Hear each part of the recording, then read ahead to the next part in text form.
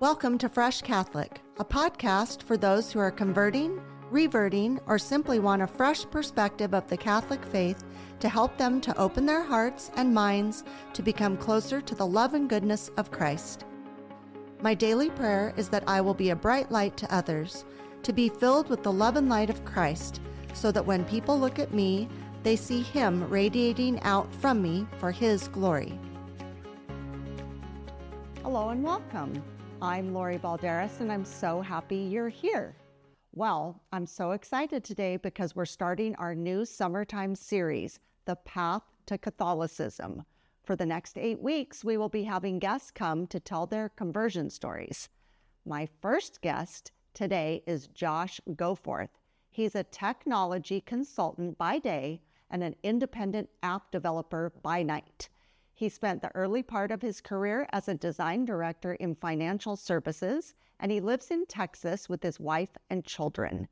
We will not only be hearing his conversion story today, but also hearing about the app he has created to help people pray the rosary. So sit back and have a listen to my interview with Josh Goforth. Well, hello, Josh. How are you? I'm great. Lori, how are you? I'm doing well, thank you. Thank you for coming all the way from Texas in the summertime in Texas. Yes. No, it's really a pleasure to be with you. Oh, Thanks for inviting me to be on. I'm so happy you came. And you are my first guest of the summertime series, Path to Catholicism. So I'm it's going to be, we'll see how it goes. You're kind of my guinea pig. All right, very good. Yeah, well, I'm game. It's an honor. I'm excited. We'll see. We'll see how it goes. Well, I'm excited too. And, for my listeners out there, I did decide to do this summertime series. So it'll be a different guest every week talking about their conversion story. So Josh reached out to me. I put out a call to people, but Catholics, they're very hesitant to step forward. So I appreciate that you did step forward. So see what happens when you are a strong Catholic and you say, I want to tell my conversion story. So thank you, Josh, for that. So first of all, I would love to know, what is your religious background?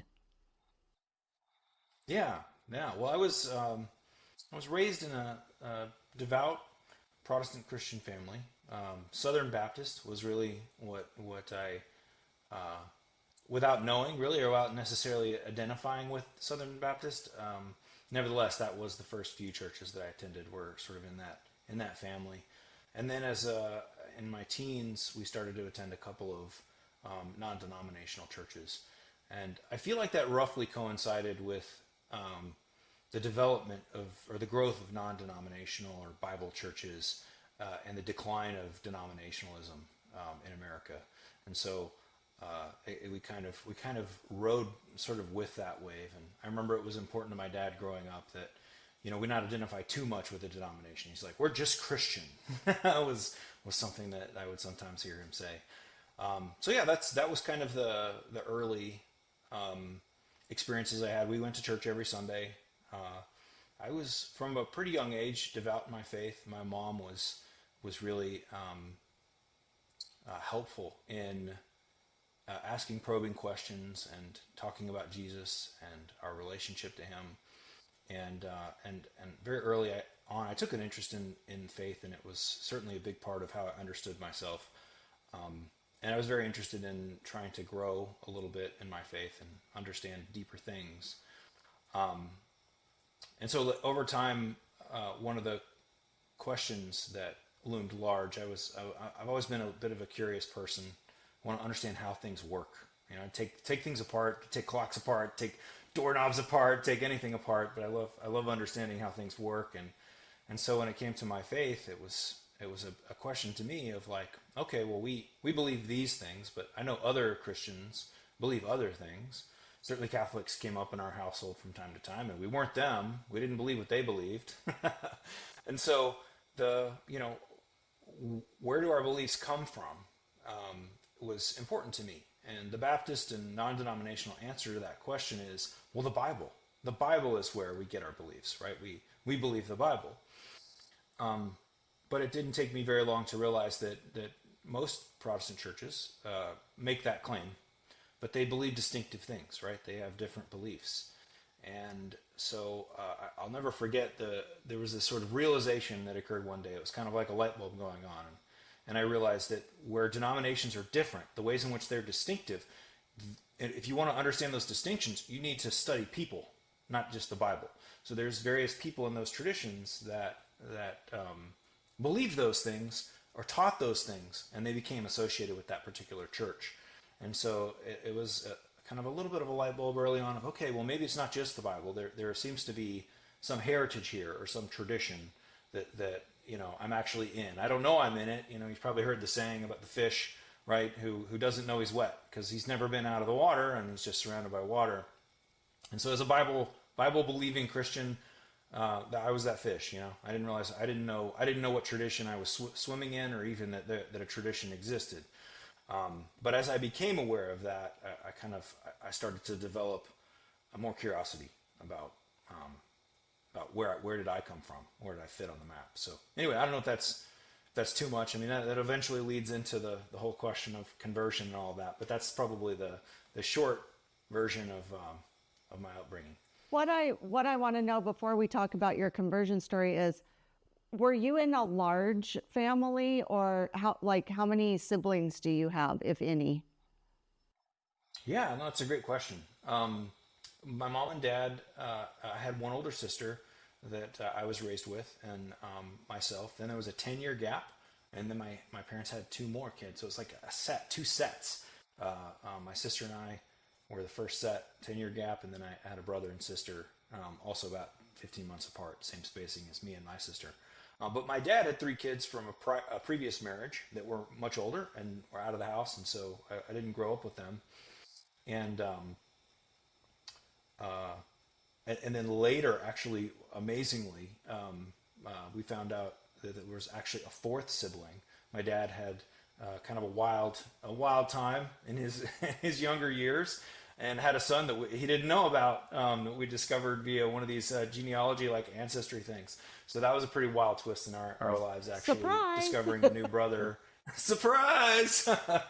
That was probably, I guess, maybe 4 or 5 years ago now that happened. So yeah, exciting family. But yeah, grew up mostly with just the four of us. I think that happens sometimes, especially nowadays. Also, where in the world were you raised? Yeah, so North Carolina, in the early years, kind of the Charlotte area, Winston-Salem and Charlotte, and then for my teen years, up in the mountains, up in the Appalachian Mountains, North Carolina. So I would say that is a very Christian area to be raised. So that seems about right. Right? Correct? Mm-hmm. Yeah, Bible Belt, absolutely. Yep, churches every 100 yards. Yeah, right. Definitely. Well, so we're going to take a quick break because I want to hear your conversion story. So I think this is a good little moment to take our first break. So get ready for it. Okay. So we'll be right back. Good. If you ever wanted to pray the rosary more often, but struggled to stay focused like me, Rosary Daily was made for you. It's a beautifully designed iOS app featuring sacred art, which I love, full scripture texts, which is very important, multiple methods and translations, which is very valuable, and a real-time globe showing where others are praying, which, let's be honest, that's super cool. The app is free to use, and for Fresh Catholic listeners, a full-year subscription, which unlocks all of the features, is just $15, 50% off. $15 for the whole year? Is there any better deal anywhere for that? Visit rosarydaily.org/fresh to download it from the App Store and make the rosary an important part of your day. Bye. And we're back. So before we get to your rosary app, I do really want to hear your conversion story because that's why we're here today. So let's hear it. I love a good conversion story. Everybody come around, have a listen. Okay. We'll be right back. What does it mean to live a life of faith? What does it mean to live as a Catholic Christian? Hi, this is Bishop Kevin Sweeney, host of the podcast Beyond the Beacon. Join me as we unravel and discuss the mysteries of our faith, of the church, of living as Catholic Christians. Be inspired by engaging interviews with priests and seminarians, deacons, religious, women and men who live the life of faith day by day here in our Diocese of Patterson, in food pantries and classrooms and parishes and ministry. How is God working in their lives today? How is God working in our lives? Join me as I ask them and be part of the conversation on Beyond the Beacon. Listen and follow Beyond the Beacon wherever you get your podcasts or watch it on my YouTube channel. Please check the show notes for more details. Thank you and God bless you. Yeah.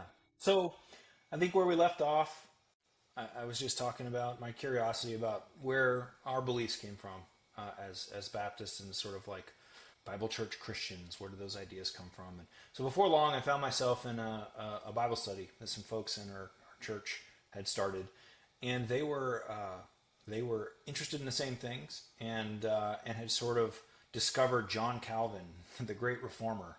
And so I really didn't know anything about the Reformation or really anything about church history at all. So this was all new territory for me. But I was very excited about the idea of this Calvin character, and as a sort of an origin point, Baptist theology and Baptists draw from, even if they're not, 5-point Calvinists, you sometimes associate them a little bit more with Presbyterians. Nevertheless, he was very influential in the Baptist world as well. And so as we began to read a little bit of Calvin and discover the tulip, these five principles that Calvin promoted, there was like total depravity and I'm not even gonna try. It's been so long since I've gone through the five principles there from Calvin, but it really began to raise questions for me. Okay, well, is Calvin the guy that I'm looking for? Is this who's going to explain, right, the tradition that I'm a part of? And one of the big questions that came up was that Calvin actually talked about and believed something called infant baptism. And so I was not at all familiar with the idea of baptizing babies or children, other than that Catholics do it and Presbyterians do it, but that we didn't do it. And we believed in believer's baptism, and that you had to have this sort of conversion experience first, and then you would get baptized. And so because of this, I should back up. That sort of first discovery period happened while I was still at home. I was in my late teens at that point.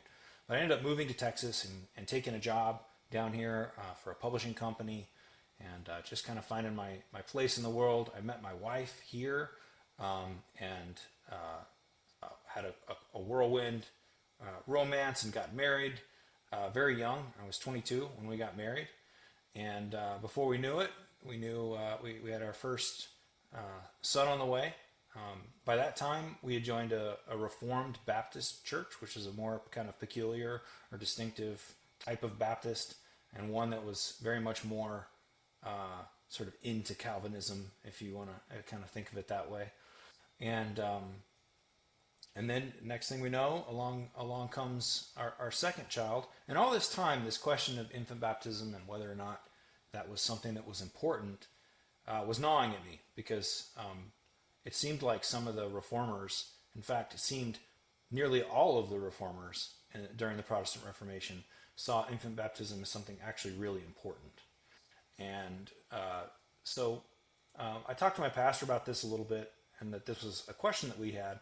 And he was like, oh, this is a great opportunity. There's lots of people in the church that have this question. We're going to put on a baptism conference, and we'll just go deep on it. We're going to look at the history of it and all this, and don't you worry, it's going to be great. You're gonna come out and you'll understand why believer's baptism is the right position. And so he gave us a book that we were going to kind of study all together, and it was called Infant Baptism and the Covenant of Grace by this gentleman Paul Jewett. And one of the things, I have to give credit to him. He really wanted to be thorough in his explanation of the origins of infant baptism and believer's baptism, and so he felt he had a duty to address the early church fathers. And this is really where my conversion hits the road, because he would just sort of try to show that there was maybe a diversity of opinion in the very earliest days of the church, and he was quoting various church fathers and kind of pulling quotes out and trying to assemble a case that you could use the early church fathers to sort of support the idea of believers-only baptism, and that they weren't necessarily baptizing infants. And so I had a couple of friends that I was really close with, and they also were very interested in church history. And together we were embracing this sort of rallying cry of some of the early reformers, which was the Latin phrase ad fontes, which means go back to the sources. So if you want to know the answer, go back to the sources, do your homework, and you'll find out the truth. And so we're like, okay, well, we need to ad fontes this. We need to take all these early church fathers he's quoting. He's given us a line here, a line there. But let's go back and read them in context. Let's go see what they really had to say. And so we divvied them up. He cited maybe 4 or 5 church fathers in any depth. So each one of us took one church father, and we were like, okay, we're going to go look them up. We're going to get their works. We're going to read, see what they had to say in context. And in short, that was the beginning of the end. It was a mind-blowing experience. We were trying to be scholarly, and so we wrote position papers and kind of went through what they had written.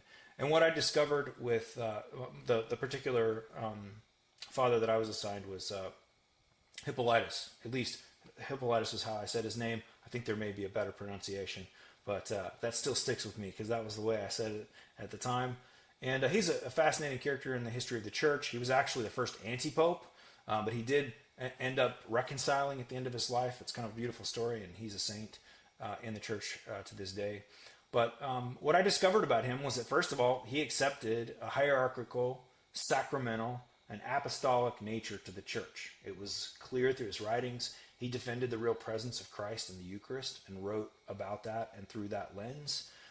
He upheld the episcopal succession and ritual order in the church, and ritual and what we would see as the liturgy, right, in the service. Like, this comes through in his writing. He's not necessarily writing to defend it. It's just in the context of his writing. And this is what we discovered about all the church fathers that we encountered, is that shot through their writing, in certain cases it was polemical and defensive and trying to make a point, but sort of in between the cracks, like all throughout what they were writing, these guys were not Baptists. Like, they didn't sound Baptist, they didn't act Baptist. Their writings were very clearly something totally different. And of course, also, Hippolytus saw Rome as the seat of authority. So this was like a huge shock to the system for me, because here this book on baptism, as a good Baptist kid, is citing these fellas on this narrow question of baptism.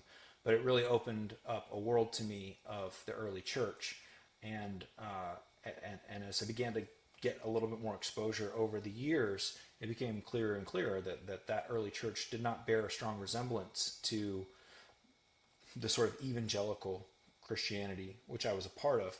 Now, granted, I am super grateful for my evangelical friends, for my upbringing in that world. These are people that love Jesus. Who are desiring to live lives in dedication to Christ. And so a lot of wonderful gifts were given to me in that context, and I'm incredibly grateful for that. But if you look at the average evangelical church today and the form of worship that they have and the theology that they hold to, and compare that to these early church fathers, there's just this huge contrast, right? There's a lack of continuity, a lack of sort of a through line there. But there was actually continuity to be found elsewhere. And that was sort of the beginning of exploring, well, where, does this mean that I have to be Catholic? And so I think my initial question was really trying to begin to look at the Orthodox faith a little bit and the Catholic faith a little bit, and come to understand those a little better. So yeah, I don't want to go too far down that. If you have any rabbit trails you want to go down there. I am curious. That was the beginning. The people that you were doing this with, that you were involved with, did everybody feel the same way you did, and did everybody kind of gravitate to the Catholic faith, or just you? Yeah, that's a great question. No, I think we all did, actually. We were young, we were close friends, and I think we were passionate and eager to follow, like follow the truth wherever it takes us. Like if it means we're going to be uncomfortable or that we're going to be, put into a difficult position, so be it. But we were united in that. Now, what is interesting is that not all of us converted, and we converted at different times, at different sort of rates of speed.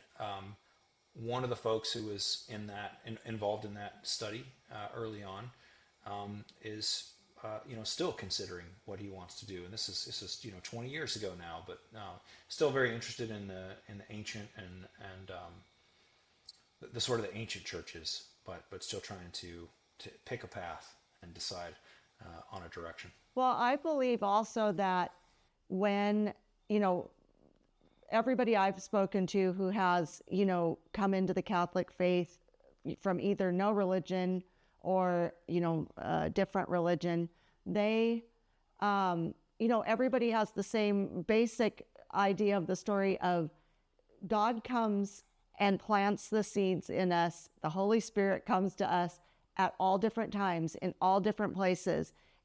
They know exactly what it's going to take to magnetize us at just the right time. Because I often say, I'm sad on one hand that I didn't become Catholic till I was 49.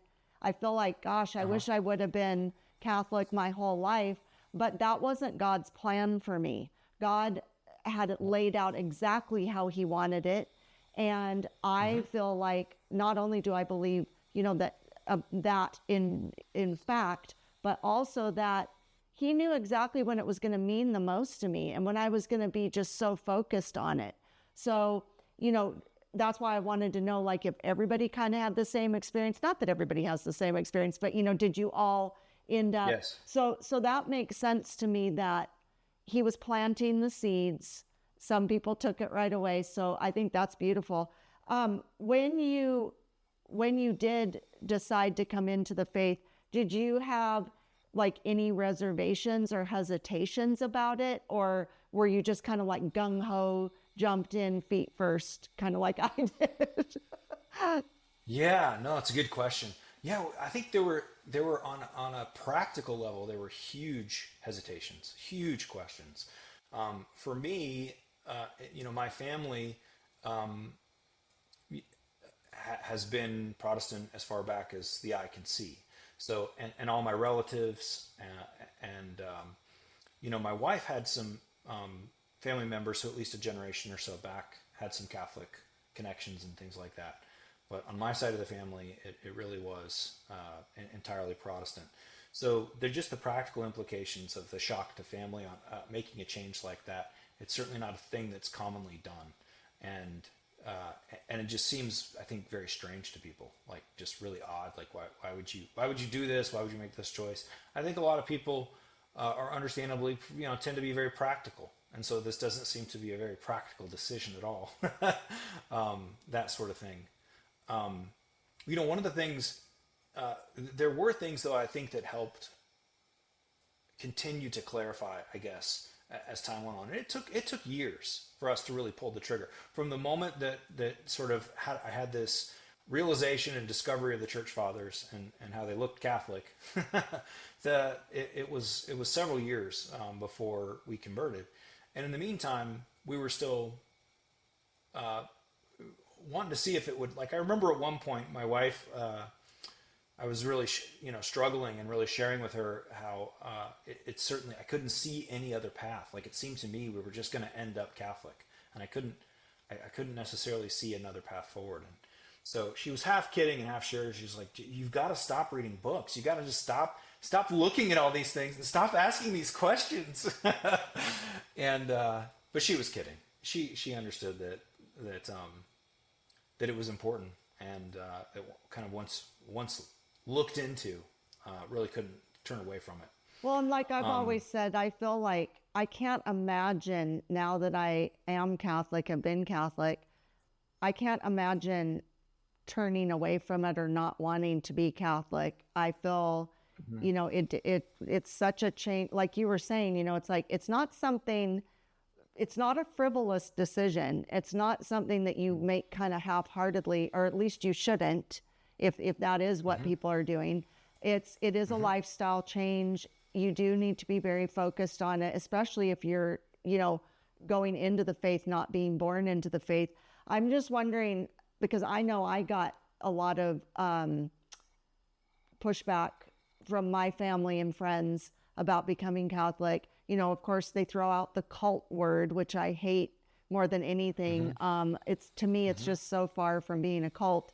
And I think that's such a, disrespectful and harsh word when they don't even know really what they're talking about. How did you overcome like these obstacles of like people maybe not supporting you, or, how did you handle those obstacles? Yeah, it's a great question.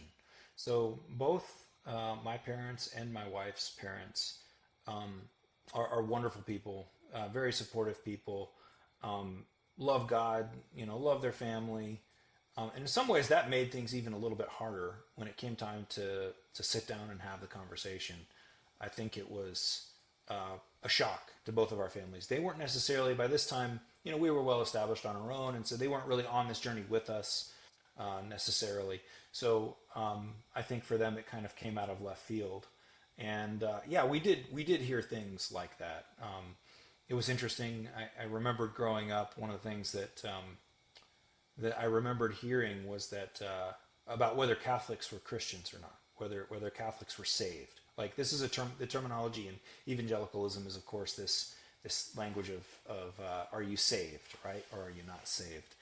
And I think the charitable idea that I would sometimes hear is, well, some Catholics are probably saved, this sort of idea, and that was, I think, the world that I came from, which just viewed like Catholics' beliefs are so clearly wrong biblically. Like, this was the sense, right, which they had, and so yeah, when I first sat down with my parents, I remember sitting around the kitchen table or sitting around the living room with my in-laws and sort of breaking it to them. I think for particularly for my in-laws, my wife's my father-in-law was a traveling evangelist for many years, and so he was had dedicated his life in service to God and to spreading and teaching the gospel, and so and he also was born Catholic and raised Catholic as a child, and actually went through like 7 different cults in his youth, like rapid succession. Went through a lot of cults. Wow. Before he ended up becoming an evangelical Christian. So for part of his story and the way he understood his own journey and understood himself, Catholicism was one of the cults that he had abandoned, right? And that he had come to true faith in Christ in this sort of relationship kind of paradigm. And so, yeah, I think it was incredibly difficult for them to hear. But the thing that I really emphasized with them at the time, and something I'm sure you can already tell, for me, the kind of the intellectual side of things, the more sort of like what is the grounding, the academic and the sort of theological grounding for faith. Those, in my particular case, those were kind of big questions. And it's so interesting to me when I talk to different people who've converted. People convert for such different reasons. There's like all kinds of ways that God draws people into the church.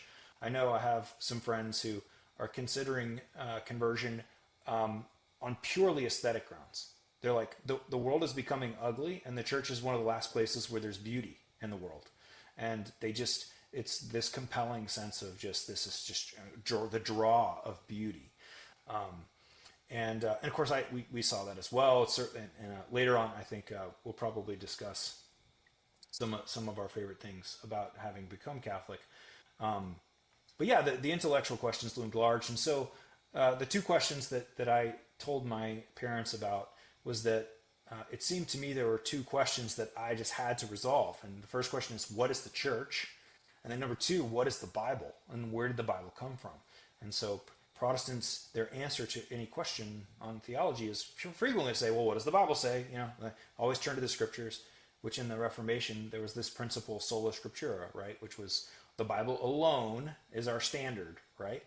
But I think once you delve into history, it becomes very difficult to square that position with the history of the Bible and where it came from. It's like once you kind of see that it's the book that the church produced, then it sort of changes the way you think about it. And I remember when I first realized that the books of the Bible, which of course the Catholics include more in the canon than the Protestants do, but that very nature of canonization, what was that put together for? Like, I think if, as a Protestant, if I were just to think about the Bible, I would imagine that Jesus would have held a meeting before before the Assumption into heaven. He would have called the disciples together and said, "Hey guys, this is really important. You guys need to work hard on a book.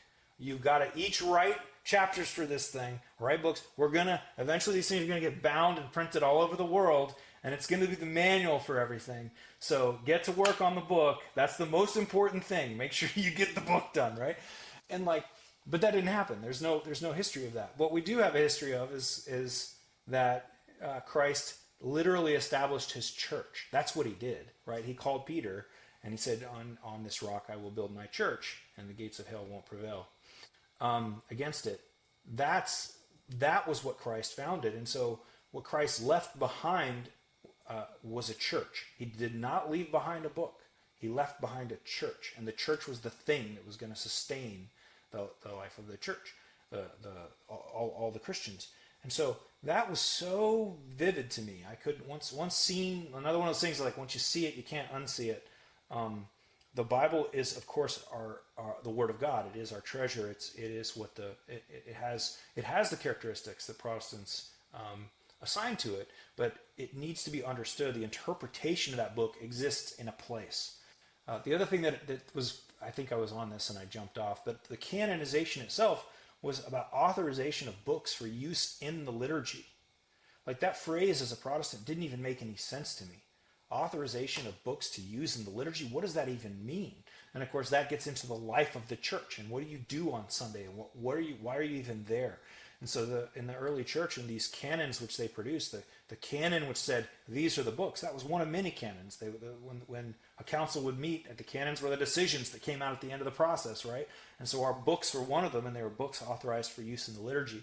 So it's like, okay, this is a much different conception of what the scriptures are and the role that they play in the church. So I explained that to my parents, and I explained that to my in-laws, and to their credit, while it was incredibly difficult for them and they felt like we were making a mistake, and of course they wanted to immediately jump to the sexual abuse crisis in the church and like things that are real serious issues and stumbling blocks and reasons why people would question whether or not this is a good idea.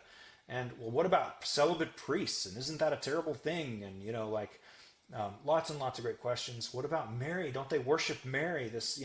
All this stuff's out of control. They pray to saints. There's but one mediator between God and man, and this sort of a thing.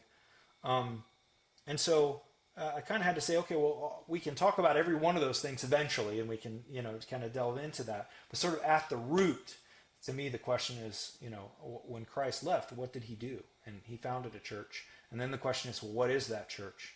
And can we know what that church is? Is the church invisible, as the Reformers claimed, right? Later on, the Reformers developed this idea of the invisible church being the church. And it's like, no, down through history, if you wanted to know where the church was, all you had to ask was, if you asked anybody, where's the church? They would say, well, where's your bishop? Like, if you find your bishop, you found the church. Like, it's that simple. And that was the consistent testimony of the church from the very beginning until all the way up through the Reformation. And even beyond the Reformation to a degree, like in the Church of England and various places like that. So anyway, sorry, rambling, going all over the map here. No, it's okay. But that is one of the things I love about the Catholic faith, is that Jesus is the one that founded the church. It's his church.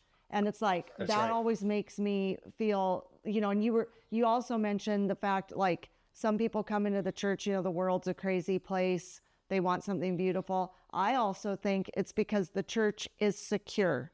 It's like, it's not, God willing, it's not going to bend, because I love how it's, that's one reason I became Catholic, is I want it to stay how it is. I don't want it to modernize. I don't want it to do that. Yes. I want it to be Yes. what Christ planned. And yes, I love the Bible as well, especially the New Testament, because I love anything Jesus has to say. You know, it's like, I just, Yes. I Yeah. soak it up. But, you know, he's the one that created the church.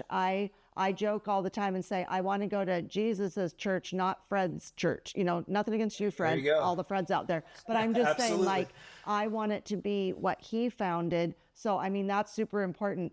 And I totally understand, what your family was saying. That's a very typical reaction from people. They typically don't know about the Catholic faith. They don't typically want to know. They just have these misconceptions. We did a couple of episodes 2 years back on the misconceptions of the Catholic Church, because that's a thing that many people have. They have their set things in their head.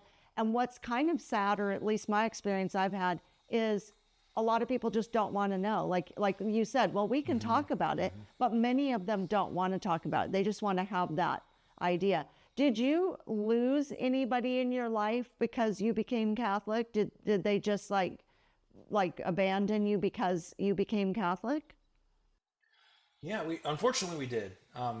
Fortunately, it wasn't family, and I'm so grateful for both of our families, for our siblings, and over time we've remained incredibly close, and very thankful to the Lord for that.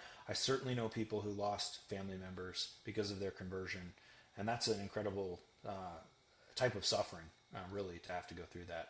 But I did lose friendships. Several of the folks who were like some of my closest friends who were in my wedding, and good friends of mine. Basically, once it became clear we were headed down that road, never spoke to me again. It was the kind of the end of the line for them, and I appreciate. I think to some degree, it's out of devotion they believe to Christ, right? In some ways, they're trying to be faithful in their own way, and believe that I've gone off into error or whatever. And I appreciate the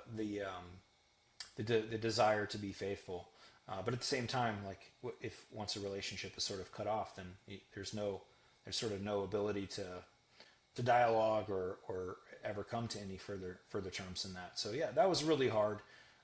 There was certainly, I think, a period of years where it had I would say there were probably dozens of people that we knew that it changed our relationship with, where between my wife and I together, where we just suddenly were not on the team anymore, right? We were on another team, and while they might be kind or cordial, it was a new type of relationship, which was one where it's a little more distant, a little more sort of standoffish.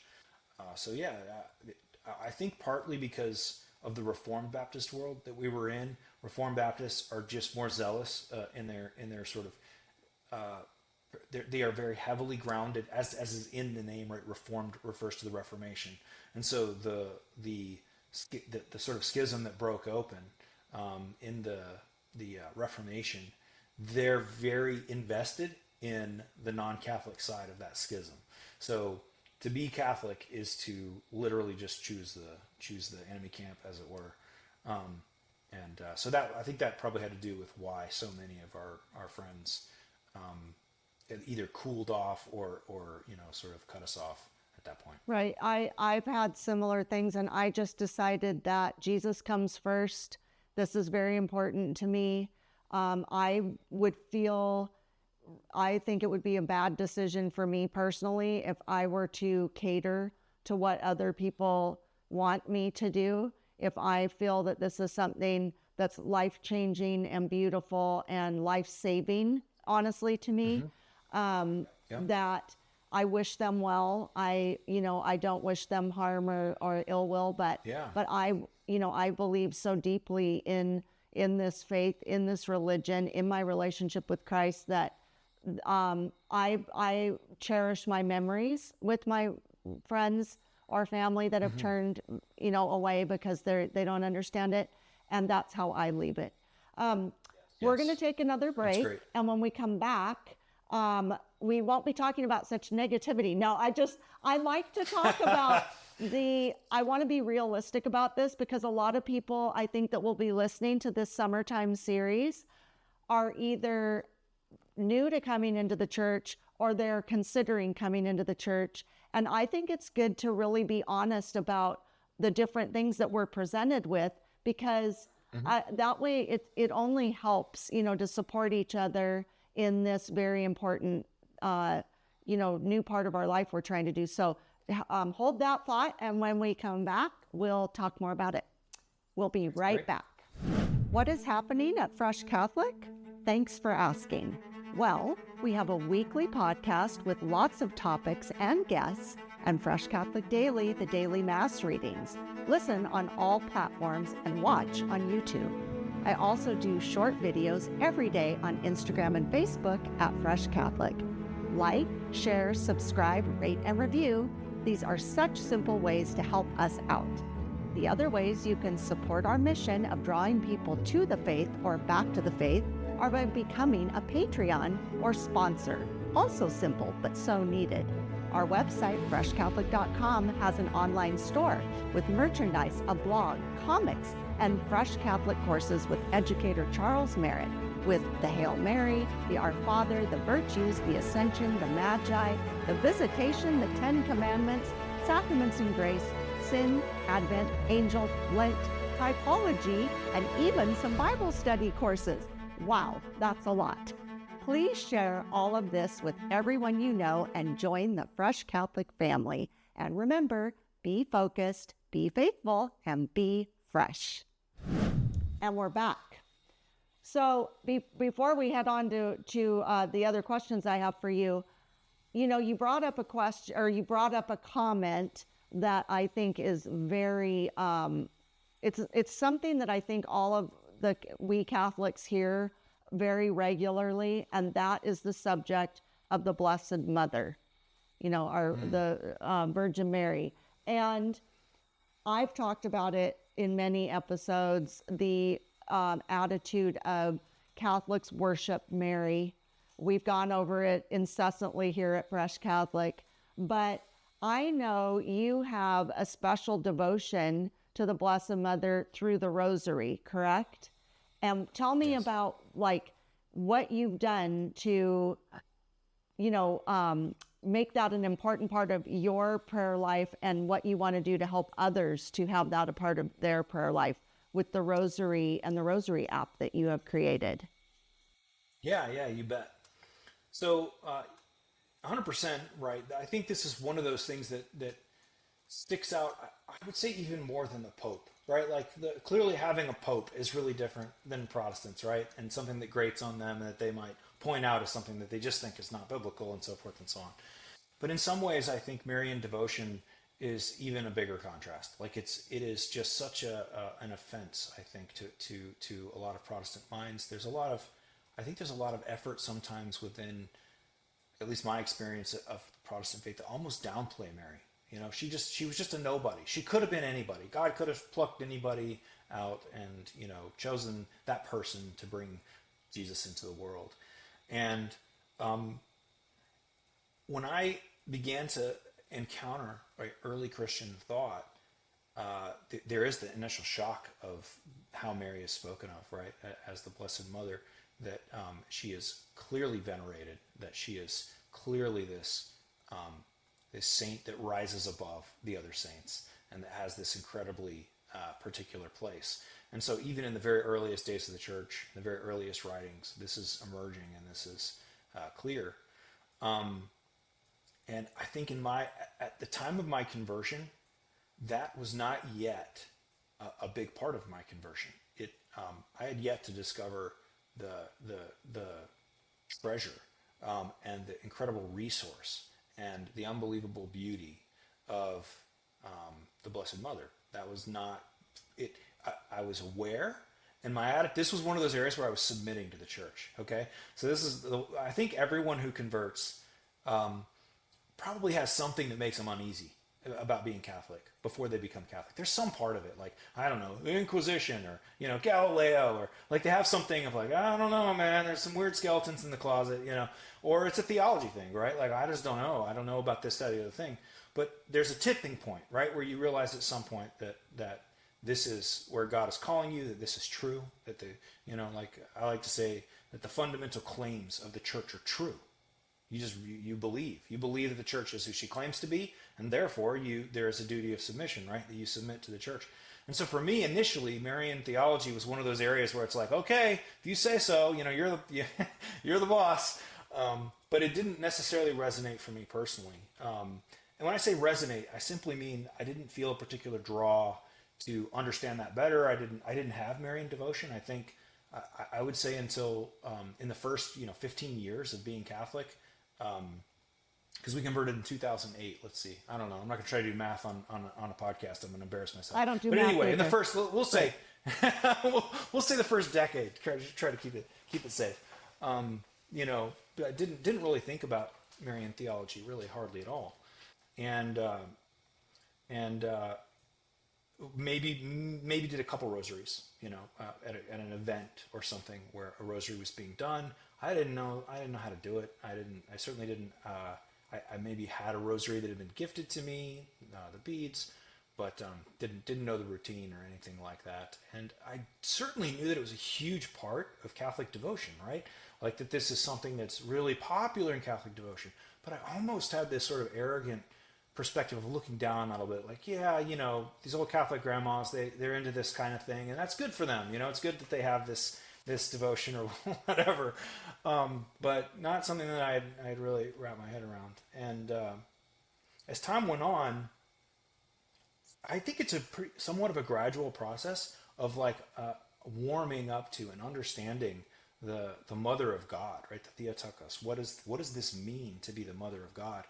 And it seems very clear through Marian apparitions and through the teachings of great men and church fathers and so on throughout history, that she has this incredible role to play now, right? She's still a key part of the plan of salvation, that she has this incredible role that God has allowed her to have to participate in how he is going about saving the world, saving his creation.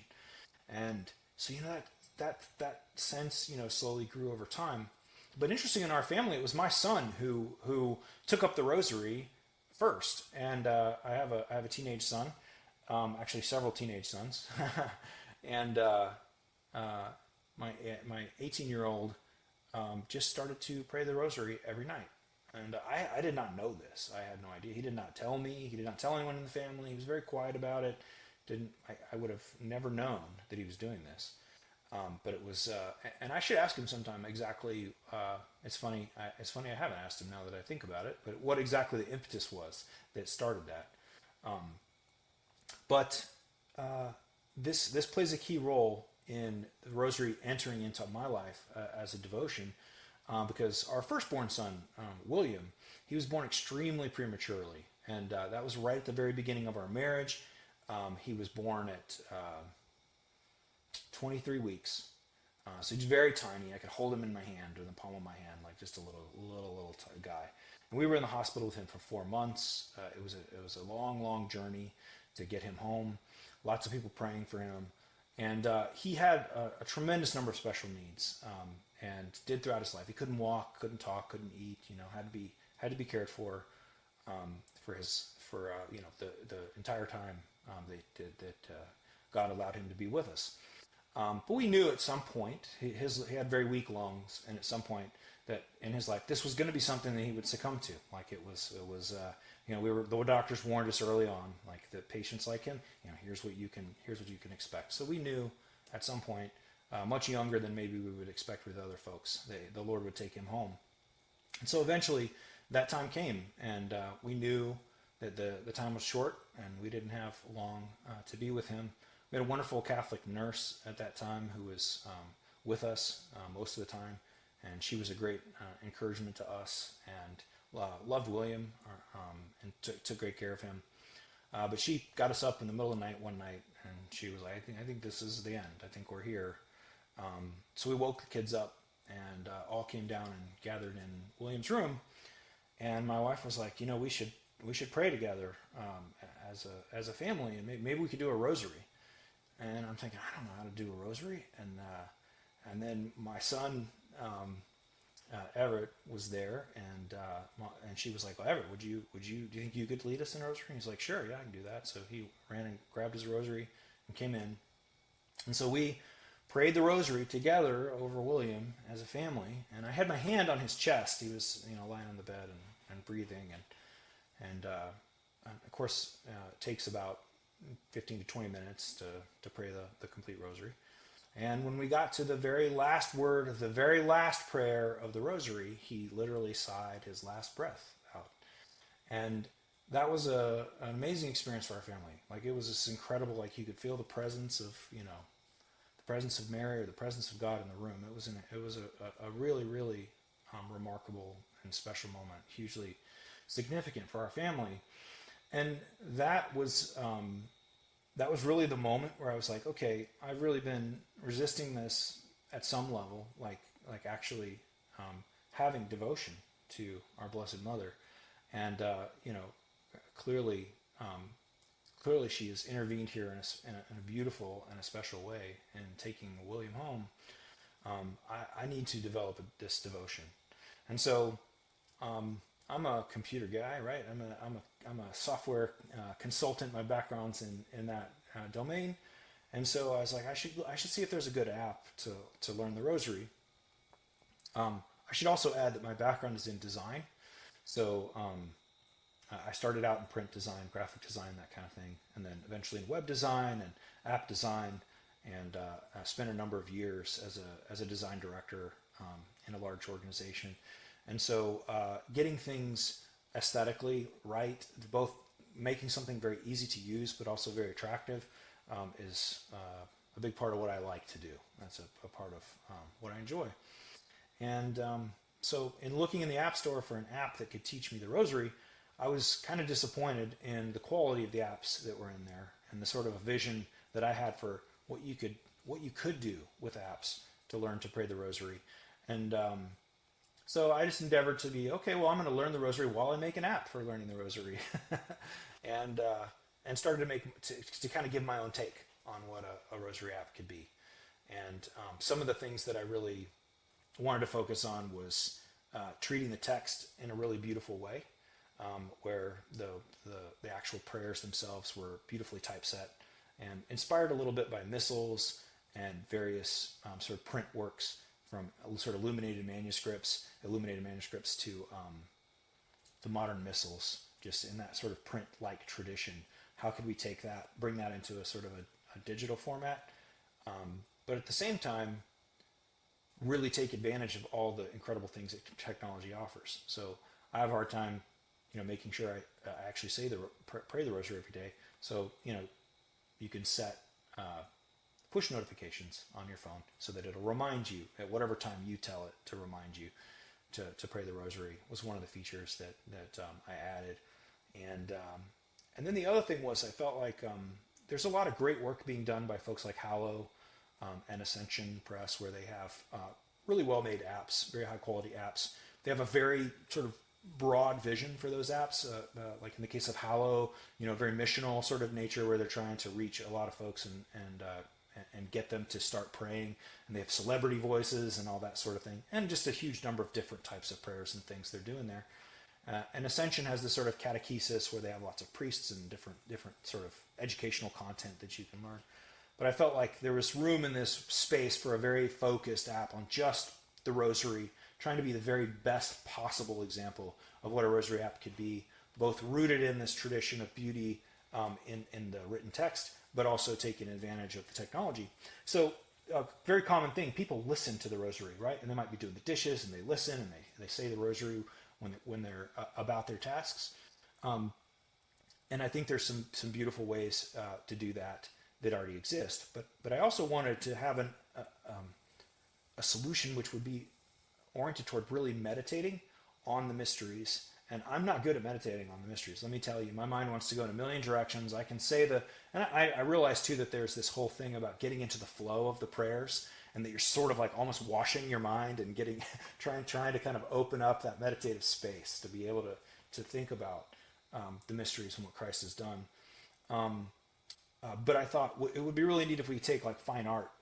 The church is a treasure house of incredible art down through the centuries. What if we could integrate that into the app and have, one painting related to each mystery and high resolution that you could kind of meditate on, pinch and zoom, focus, look at various aspects of the scene, that sort of thing. And so that's kind of what I've put together. I think we have some real dreams and aspirations to take it further. We're working right now real hard on getting an audio experience into the app as well. Another thing that was kind of a new take that we hadn't really seen anyone else do was there are various methods for saying the rosary, and these get passed around. You might run into somebody at your parish who's got a unique sort of way that they say the rosary, and these have developed down through the centuries. And so I wanted to begin to collect different methods, different ways of saying the rosary, because if you've said the rosary, sort of in the traditional way that Americans typically do, a lot of times it might be nice to shake things up a little bit. Try this method, which introduces these prayers at the beginning of each mystery, or that has these additional phrase that is tacked on to a certain portion of prayer or what have you. And that's kind of maybe a quick thumbnail. There's a bunch of other features in the app, but that's kind of where that came. The vision for it came from, and it's really brand new. We released it in December, and this past December, and are kind of working hard at getting new features added to it. But that's a little bit about that story. That's awesome. I know we're going to put a link in the show notes to order the app or go to the app or whatever. I mean, we'll make it easy for my listeners to find it. Yes, I should actually probably mention the name. Oh yeah. You can tell I haven't done this very much. Yeah, it's Rosary Daily. Rosary Daily is the name. If you just search in the iOS App Store, it'll come right up. And there should be, by the time this airs, we'll have a 50% discount on a subscription. So basically the way it works, the app is free to download. You can use it, pray the rosary and everything for free. But if you want to use the art and unlock some of the cooler features like the push notifications and things like that, it's normally $30 a year, annual subscription for that. But for fresh Catholic listeners, we're setting it up to be $15. So 50% off here for the next week or so. So yeah, we'll have a rosarydaily.org/fresh, and that'll take you right to the App Store, and you'll be able to take advantage of that. So that will be in our show notes, that link. And thank you for doing that for my listeners. Oh my goodness. I know that, the rosary is a very beautiful prayer. I think it's good to have different options out there. I think it's great that Hallow and Ascension have things like that. But I think it's good for you to enter that world as well. I mean, because I do think everybody gravitates to certain things. I was just telling Simon, my husband and producer, that my music director at my church he one time sang the Divine Mercy that we captured because we were filming a mass, and I listened to that just incessantly. And I told him that I have it. It's my private little Divine Mercy that he sang. And when I went out trying to find one, I didn't care for any of the other ones. And so I think it's good to have different options. I mean, I think yours sounds like it's a beautiful experience. Instead of just hearing it, it's something to be a part of. So thank you for that. And thank you for that story. Certainly. We're kind of running out of time. I'm so happy that I've had you here, but I do want to ask you a few more questions before I let you go. The two-part question I have is, what's the most surprising thing you have found about entering the Catholic faith, and what's been the best part about becoming Catholic? I feel like those kind of go together. Yeah, boy, that's a great question. I feel like they almost are the same thing in my case. I think, wow, this is tough. I'll just say two things, and then you could almost apply either one to either question. But I think one of the things that has been the best part is discovering this unbelievable inheritance, which is suddenly ours. So the Catholic Church is like this treasure house that is like an unlimited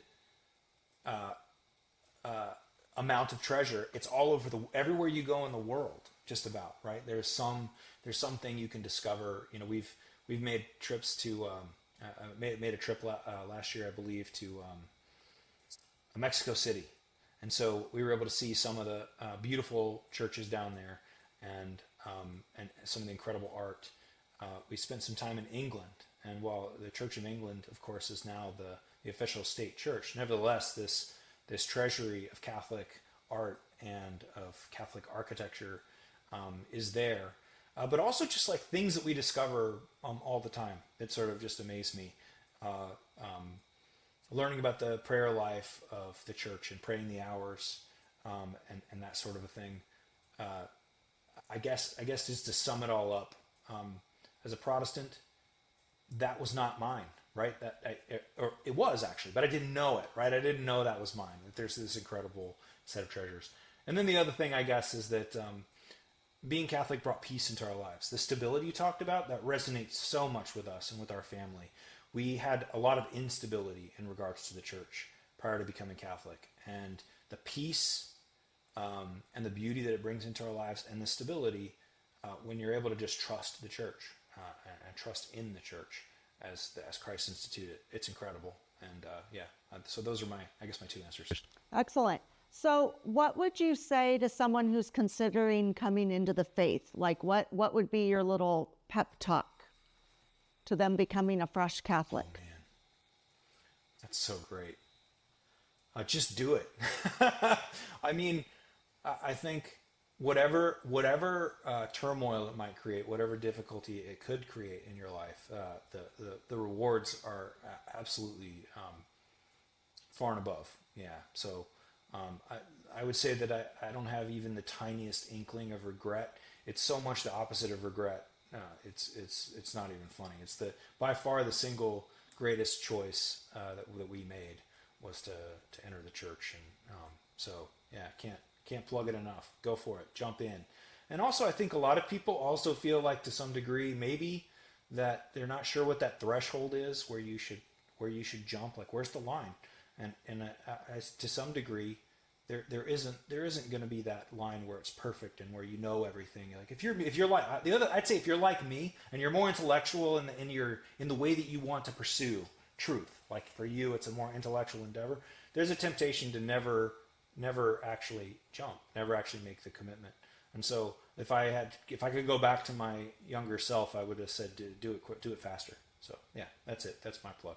And I feel very similar to what you just said. That really just was the same exact experience I had, where it's like, just do it is great. I think you should discern it, obviously, but I think yes, definitely. To me, there hasn't been a reason, like I say, where I'd say, oh, I made a bad choice. It's literally the best thing that's ever happened to me in my entire life.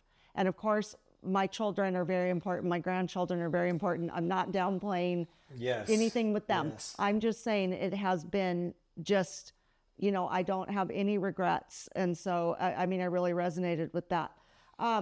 We're going to end this episode, and I'm going to end every episode of this series in this same way.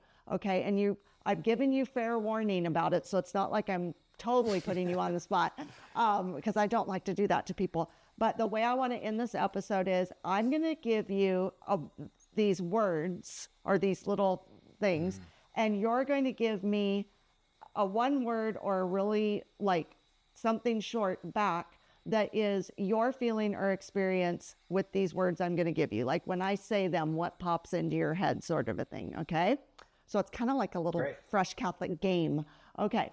So the first word is discipleship. Needed. That's a good one. Yes. The Blessed Mother. Exalted. The Holy Eucharist.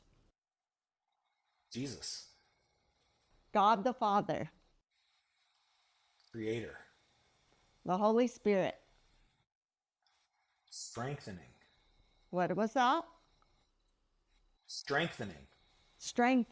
Okay. Jesus Christ. The way.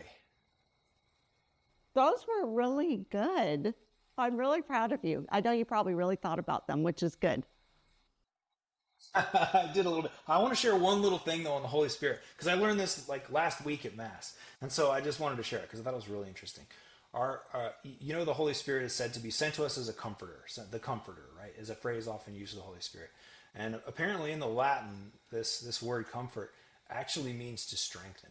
And I did not realize that. Comforter to me was like a blanket. It's it's going to make you feel better. If you're down and mopey, he's going to lift you up. And I'm not saying the Holy Spirit doesn't do that, because he certainly does. But I think that it's fascinating that means to strengthen us, because that really puts it in a little bit of a different frame for me. Like, I think we all we need to be strengthened in our faith. So I thought that was really cool. That is good. I like that. And my last question for you.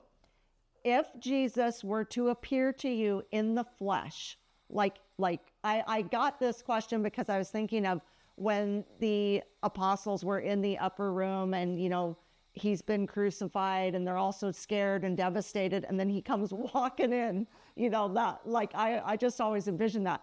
If he were to appear to you in the flesh right now, what would you say to him? Yeah, I had to think about this a little bit, but I really came back on Lord Jesus Christ, Son of God, have mercy on me, a sinner. Just the Jesus prayer. I feel like that would be the thing I would want to say. And then you'd give him a big hug. Yes. I know I would. I think we'd be a sloppy mess too. I'd be crying my eyes out, but anyway, well, I love that. Yeah, I love that, the Jesus prayer. That's a really good thing to say. Well, I so appreciate you coming today and starting us off on this series. And I think that this was, very inspirational. I think it was interesting to hear your story. So thank you for that. And also, I'm excited about your Rosary app. And I think it's going to be a smashing success. And I appreciate again that you're offering my listeners a discount. So go check it out, go get the app and take it up a notch, because you're getting a deal here at Fresh Catholic. So let's help our brother in Christ out in this endeavor he has. And because we're all, Catholics supporting Catholics. That's what I like to do here at Fresh Catholic. So thank you again for coming. I really appreciate it. And thank you all for coming. Thank you. Love you. Bye. Thank you for joining me today. Now go out and be a bright light in someone's life. And remember, be focused, be faithful, and be fresh. Fresh Catholic is produced, edited, and recorded in Ventura, California.